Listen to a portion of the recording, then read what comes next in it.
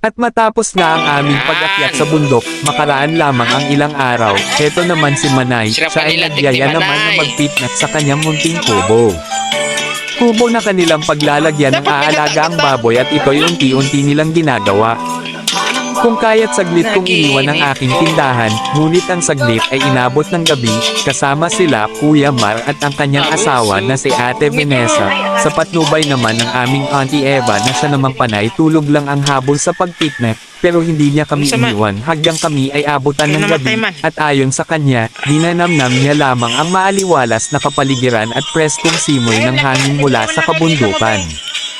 Huli na nang ako ay dumating, sinadya ko talaga magpauli ng dating, upang sa aking pagdating, lahat na ay nakahain at ako ay kakain, ngunit ako'y mali sa aking inaakala, naabutan kong nagluluto pa lamang ng ulam si Kuya Mar at inuna niyang lutuin ang ginataang manok na may sili, linatik kung tawagin sa amin sa salitang Bicol. At habang nagluluto si Kuya Mar ng linatik, kami at si Manay naman ay abala sa paghahanda ng susunod na lulutuin, at yun ay ang tinulang manok na may papaya at inihaw na isda. At nang matapos ng lutuin ang lahat ng putahe, ay agad naman namin inihanda ang mapagkakainan na siya namang aking inaantay kanina pa, at talaga namang napakasarap ng hinanda ni Manay ng mga ulam, talagang bagay na bagay sa pulutan para mamaya. Napakasarap kumain sa bukid, lalo na't napakasariwang hangin ang iyong malalanghap. Tara at kami ay saluhan nyo sa pagkain sa pamamagitan ng pag-like, share ng aming video at sabayan nyo na rin ng pag-subscribe sa aking channel. Maraming salamat po.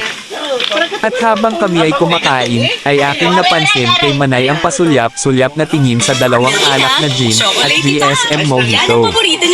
Na tila bang nagmamadaling matapos ang kanyang pagkain at nagpapahiwatig na siya ay uhaw na uhaw na. Tinola.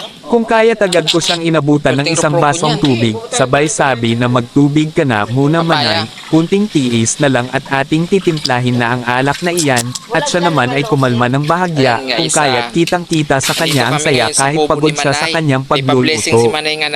Naiintindihan ko si Manay kung bakit siya ay uhaw na dahil pa naman sa dami ng kanyang mga niluto. At pagkatapos namin kumain, maya't maya nga ay amin nang binuksan ang alak at sinimulan na ang inuman, ngunit ito'y mapapanood sa susunod na aking video. Video na hindi ko alam kung ito'y kaabang-abang dahil sa mga eksena na nangangailangan ng patnubay ng magulang para sa mga batang manunood. Kung kaya't hanggang dito na muna ang aking kwento, at upang kayo ay ma-update sa susunod kong video, kailangan kayo ay nakapag-subscribe na, at na-click nyo na rin ang notification bell, upang kayo ay nano-notify sa tuwing meron tayong video. Maraming salamat at kayo ay aking aabangan sa susunod kong kwento. Bye and God bless us all. Thank you. Laga lang to, hindi gatan. Urat na sa ubi dyan? May ubi ako pa rin dito. Ito may daon ng tela. Talagang probinsya, may daw pa rin sila. Dahon ng tela, oh. Tila, hindi tila. Tila? Tila. Batuan na lang. Akala ko naman yan doon sa bundok. Sinabing batuan, yung bunga. Andito kinakain namin to nung araw eh. Kasi sa amin, ang piga-asin. Ba't ang kinuha mo? Mas yung mga Sabi, pati daw. Ubus talaga yan. ugbos yan? Ba't kulay Oo, green hindi pwedeng, sa amin naman bunga lang. Sabi, pati tagos. Dahon. Kami nito, binabalutan namin ng asin yung dahon. Amin naman yung bunga talaga. Hindi namin yan alam na pati dahon na yun. Ang asin to. Yan, diba? Ang dahon, yun ano ba yun? Yung dahon, ano ba yung isa? Diba? Yun ang inaano sa amin. Yung Meron dahon. din naman yan dito dati. Yung kila aling, meron? Aling test. Uy, kain na tayo. Okay na. Kulang naman tubig yan.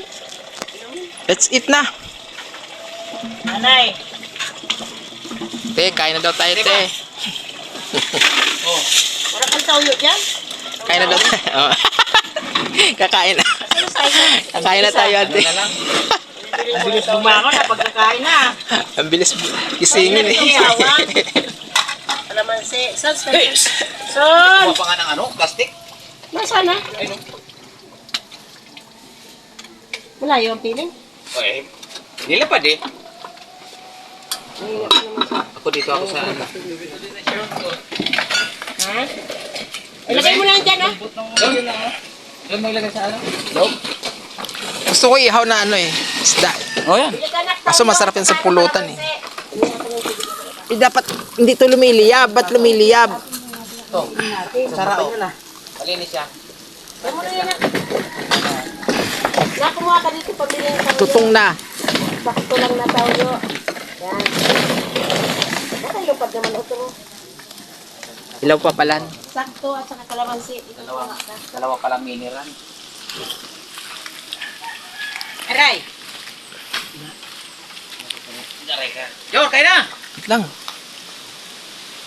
Kain tayo. Dito tayo sa bundok. Sa Tomas.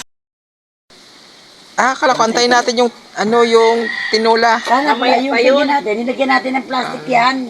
Asan ang Para plastic? tanggal lang tayo ng tanggal. Naalala natin Asan ang yung plastic. plastic? Wala na nga eh. Urong naman tayo namang urong yan. Uy. Wala na tayong, pag dumating ang mga bisita ng karangaral, wala na tayong ano. Walang tubig. May bisita kante? Wala.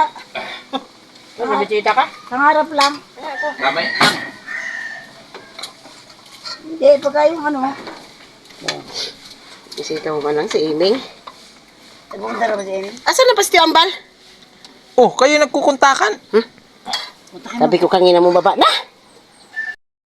Sa isang beses, sa isang linggo. Oh.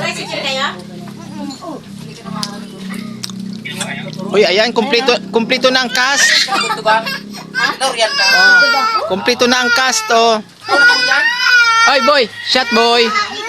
Oh, yeah, boy. Pasok si Ante.